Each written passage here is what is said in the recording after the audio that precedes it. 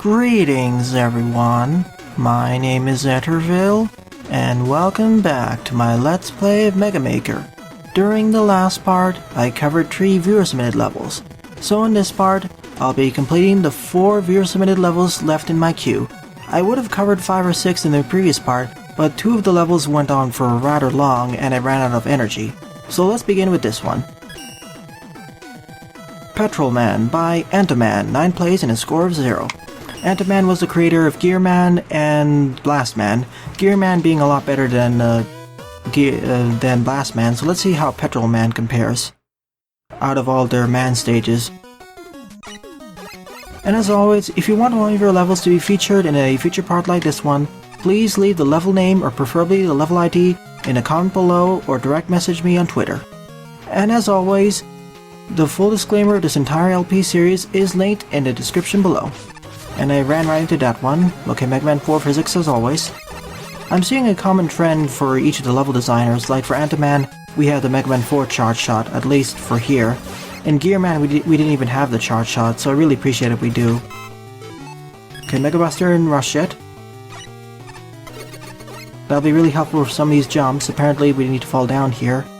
I really wish the engine made a distinction between bottomless pits versus pits that lead into different segments, so you don't get confused between the two. But so far so good, we had a nice introduction of enemies. And we can slide. Really appreciate that we have sliding, it really speeds up the pace of some of these stages. It makes it easier to dodge some of the attacks too. Hopefully this episode won't require as many jump cuts as the previous one did due to all the deaths and whatnot. And hopefully less engine issues.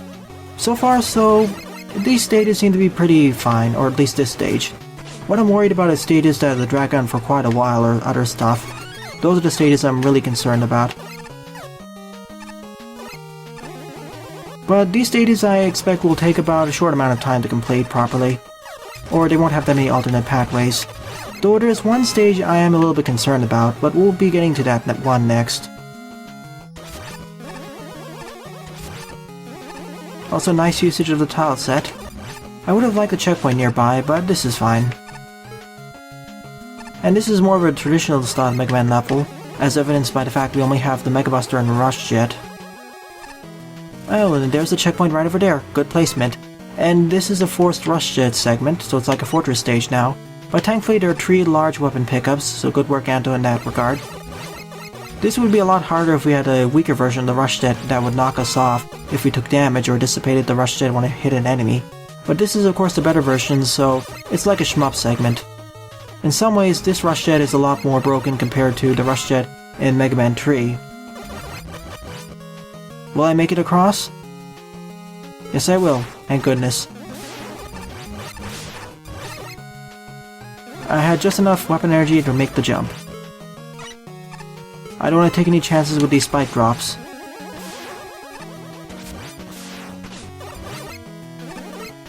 After the numerous number of deaths I took in the previous part. The E-Tank is helpful, but I would really like an M-Tank more so than anything. I would like a W-Tank or M-Tank. Especially with all the spikes. But to be fair, these spike jumps aren't that bad. After all, they are only 3 blocks wide. If they were 4 blocks wide, they'd be a lot more problematic. And I guess we're at the end of the stage. There really should have been a checkpoint here just before the boss corridor. It would be in the perfect place. But that's one minor quibble for the stage. So far, it's a pretty nicely designed stage. A little bit on the average side, but it's well constructed and it had a nice flow to it, a nice start to end, and a nice escalation of challenges. So I will give this a thumbs up for sure, but I would like to see some more gimmicks used. I did like the Rush Jet segment, but I would have liked if it was a little bit harder, and actually had some more enemies who were not one-shottable.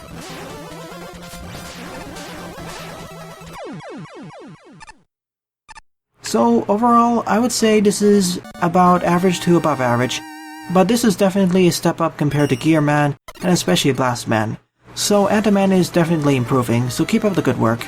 I'm not sure why it's called Petrol Man though, because there's no petrol or oil. But then again, we don't have the oil slider or oil gimmicks implemented yet, so I'll forgive you for that. Maybe in the near future when they're added. Second level on the viewer submitted lineup is Wall Jump Wind Wizard by Panta35, 16 plays and a score of 1. This was the stage I was worried about. Let's hope it doesn't require a lot of jump cuts and off-screen deaths. I remember what happened in the previous stage of Mega Raider, where I had a lot of deaths during the wind jump segments, or windstorm jump segments. At least I know a little bit more of how to use it. Oh goodness, oh thank you, we have the skull barrier for the spikes. Really appreciate that.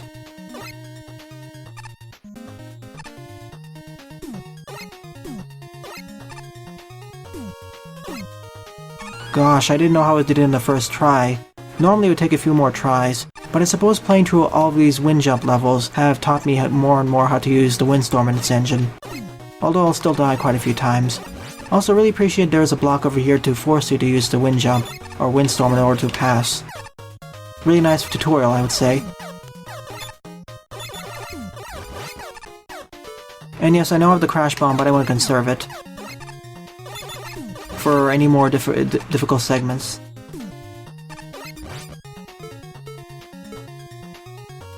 I'm taking the safe route here. And of course we don't actually need to hit the crash bomb in order to cross this gap. You gotta be a little bit careful so you don't destroy the blocks over there, but nice escalation of challenges. First we had the windstorm jumping segments over the non-lethal areas, where we were forced to use it in order to cross, and then over spikes. I'm going to use this...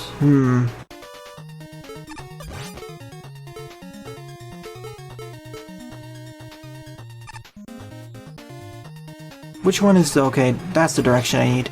I need to make sure which one it is, because I need to do a quick weapon switch over there. Although I could already cross it by using the windstorm normally, I just wanted to take the safer route. Oh, and by conserving my crash bomb energy, I can get an M-tank. It'll probably be rather useful in the future. Like here, for example. So far the stage has been relatively tame, even more tame compared to the Mega Raider's wind jump segments. Sorry if I'm comparing a lot with that stage, but that stage had a lot of tough windstorm jumping segments. That's why I'm comparing it so much.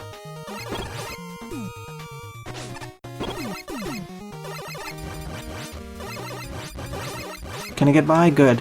At least the windstorm each tornado deals of 1.5 points of damage, I think. I'm almost dead though, so I gotta be careful. Yeah, all these jumping segments are on the easier side. Not that many precise maneuvers. Even segments like these aren't that bad because we can just spam the windstorm without worrying about running out of weapon energy.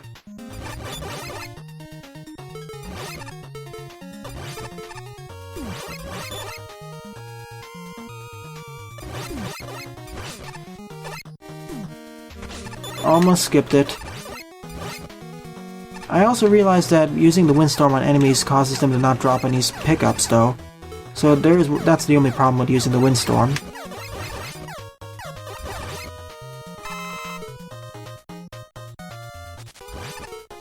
Might as well give the top spin at least some limelight. Oh, and up there is an E-tank as well, so I better take it. Overall, this stage is a lot easier compared to Mega Raider, especially in its set of challenges that are available. And that area has some force damage, but I'm not complaining too much. I'm being super conservative here, and I'll restart at the checkpoint because I'm not sure how difficult the nearby challenges will be. Okay, now we're doing it on bottomless pits instead of spikes, so I can't use the skull barrier to make this easier.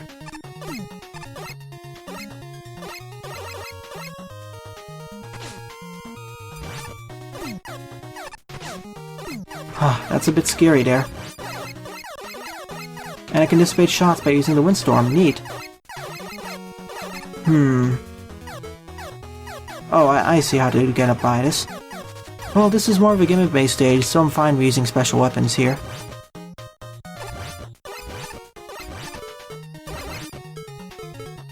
Of course, the main focus of this stage is the weapons.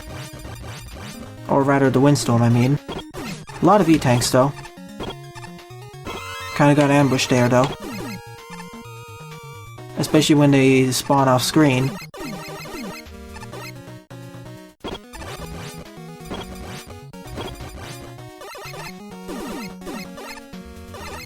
but for someone who is a lot more skilled using the Windstorm, they'd be able to easily speedrun this stage. But so far I'm really liking this level, a lot more compared to Mega Raider, although that's more due to the fact that it's a lot more along the lines of the original classic Mega Man games for the NES, whereas Mega Raider had a lot of alternate pathways, well, multiple alternate pathways, and it was generally harder. But it's going a little bit longer than a traditional Mega Man stage, that's for sure. It would have ended on the previous segment, I think. At least that's when I would feel it end. Okay, forced weapon usage of the top spin here, I think. Although you could get by using the Windstorm, it's a lot safer to use a top spin. Of course. I expected this to eventually happen, and I completely circumvented the challenge by standing in the middle block. Thank you, game.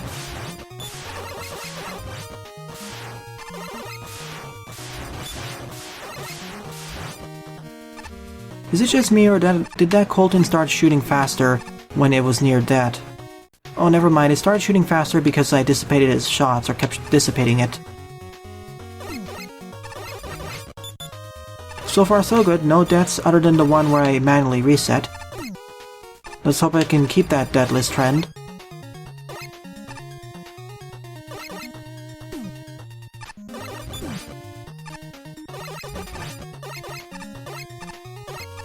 And I do like there are alternate ways of getting past each of these challenges. Like here we could also just use a top spin in order to get across. And that would probably be the faster way.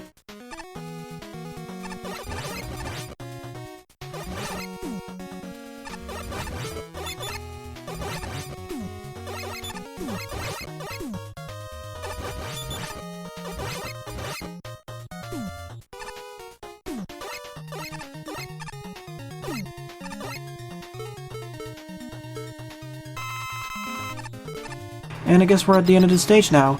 It was certainly a longer stage, but it was fun. I think this is the end of the stage. No, it isn't. It's just a midway point. Well, a checkpoint, I mean. Maybe it's on the other side of these boss doors. That's probably it.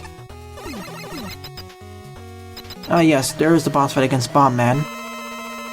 So this was certainly it was a longer Mega Man level than usual, but it was fun. Now let's see what Bomb Man's weakness is, because fighting him with the Windstorm is going to be it's going to be really scary. If I can actually get okay, it's against the Quick Boomerang. Well, I locked him into a pattern, but all of the footholders make this fight a lot harder. Using the top spin or Wind Tornado against him makes this fight a lot harder, because you can accidentally skew yourself into the ceiling spikes because of the bounciness. Thankfully his weakness is the Quick Boomerang, so it makes it a lot easier. Well, I love this stage, Patheta. I would say this is my favorite stage out of the bunch so far. It was a nice traditional Mega Man level, focusing more on special weapon usage. And it was around the same difficulty as a classic Mega Man level. Nice introduction and usage of gimmicks, specifically the Windstorm jumps. And it was nice challenge progression as well, starting out with the regular Windstorm segments with no lethal hazards, and then enemies, then spikes, then bottomless pits, etc. And I did like the other special weapons got a time to shine, for the most part. So keep up the good work, Patheta. I would mark this as an above average stage.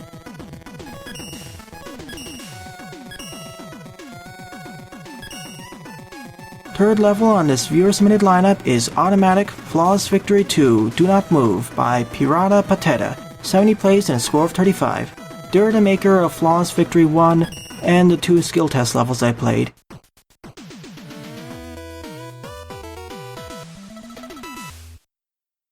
So, don't hit anything, basically just let Mega Man do whatever he wants and see how far he goes. After all, this is an automatic level, so let's sit down and watch the roses. Or rather, Mega Man go through this hazardous labyrinth without killing anything. I wonder if there'll be any damage boosting.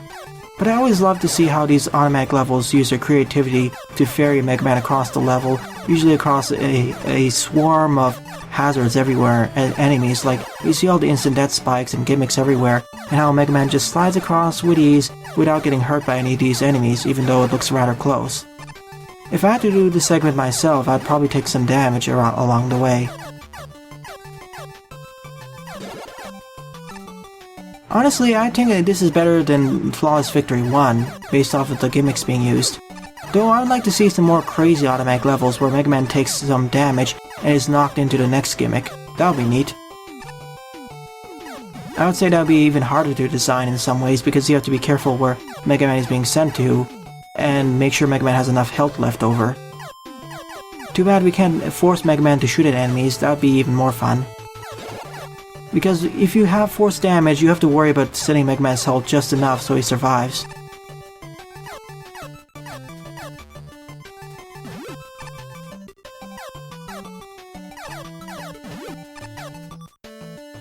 You're welcome, Pirata. Thank you for creating this level.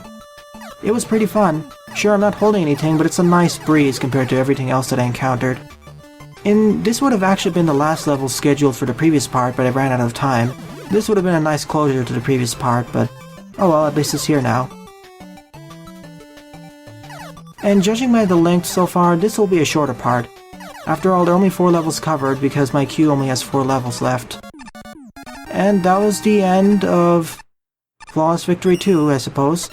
I loved the stage. I would give this a 7 or 8 out of 10 for being a nice automatic level. After all, I will judge different types of levels differently.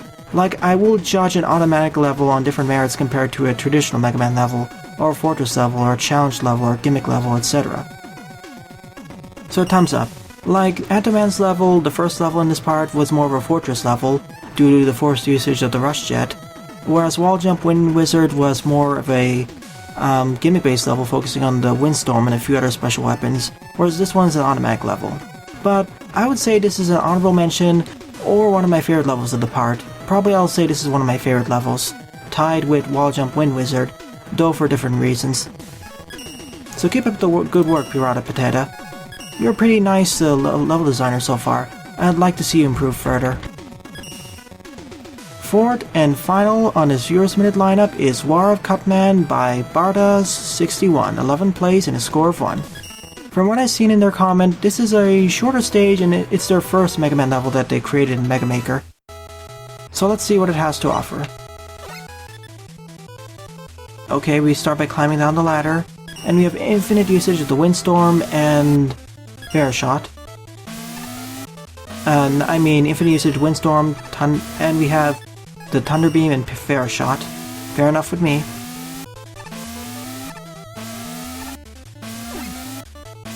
Oops, that was me not paying attention to what was going on.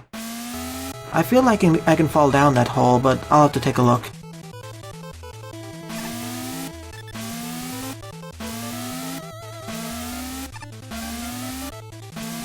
Yep, you can fall down the hole. For probably it's a secret or something. There's probably another way of going through the stage, so I will take the left route, just to take a look. Just to see a look-sees.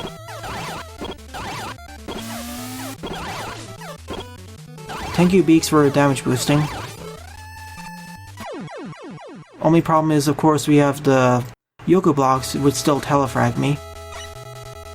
Let me see the alternate route and see if there's actually one.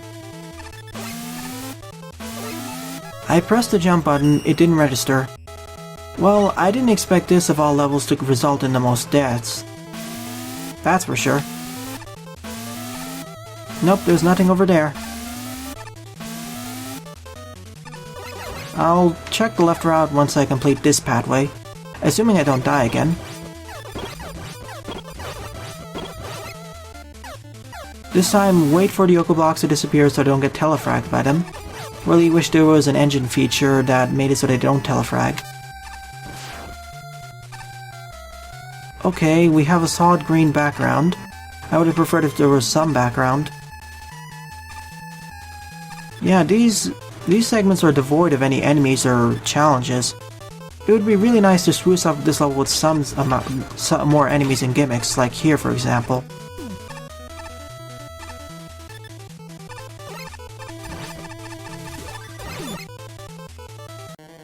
And now we fight against Cutman from this angle. Cutman? Where did he go?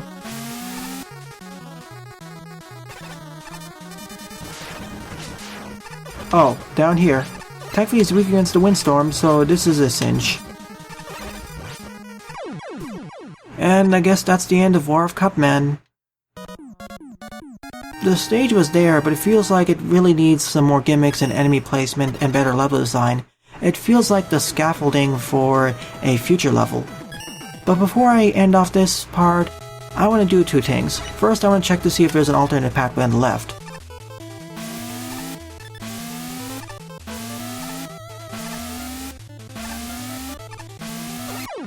And I failed completely to do this jump. I get the feeling that there's something on the left. I want to check that out first. And of course the pathways are a bit messed up, or the timing.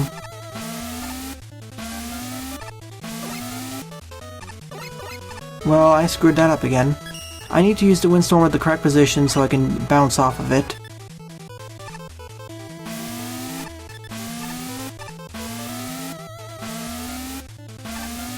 Specifically here. Nope, there's nothing in there. As I was saying, this feels like the scaffolding for an actual level. It just felt there and needs a more solid gimmick. I know the author actually created other stages like War of Cutman 2, 3, 4, so I hope they're better. Actually, because I have enough time, I'm gonna cover War of Cutman 2 to see if they improved upon it a little bit.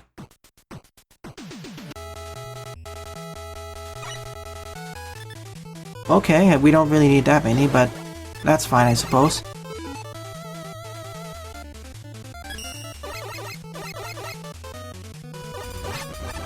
But it seems like this level is also going to be kind of devoid of gimmicks. At least this one has alternate pathways, I think. Alright, so we fight, well, Cutman over here.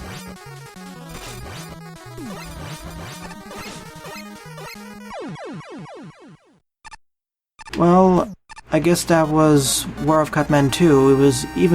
It felt like less of a stage than War of Cutman 1. But let me take the left route, then I'll offer my suggestions.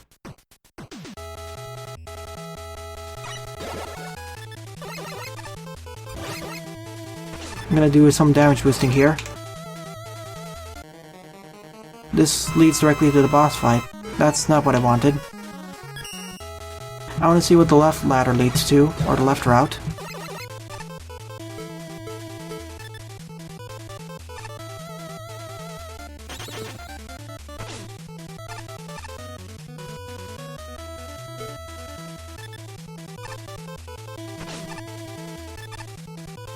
Well, at least there's more stage here.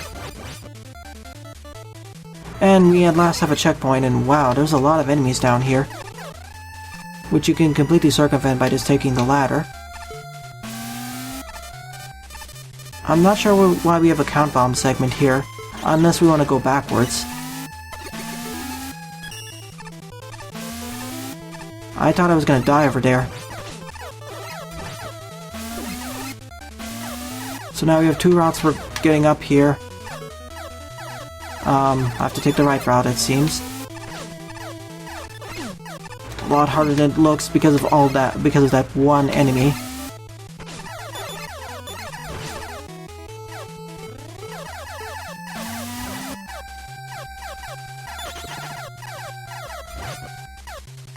Well, at least there's an extra life here, so thank you for putting it there. Oh, and this leads up right to the boss fight against Cutman.